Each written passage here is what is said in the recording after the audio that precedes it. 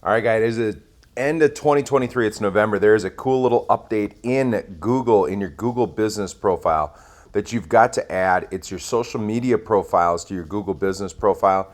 Remember, your Google business profile is now located in the search. If you go here and go to this little blue icon, you'll be able to get there. But what I want you to do, if you haven't done this yet, head into your edit profile. And when you get into the edit profile, you'll come down here and there's a new social profiles section.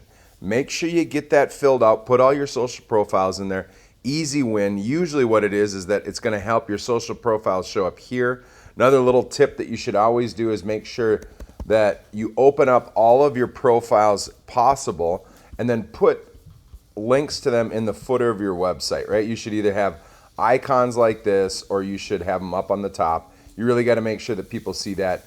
And then we've got a new article that talks about all the different citations or profiles you should open. So if you ever have a branded search, not only do you see your website, your Google business, but you have YouTube videos, and then it keeps going with all of these profiles.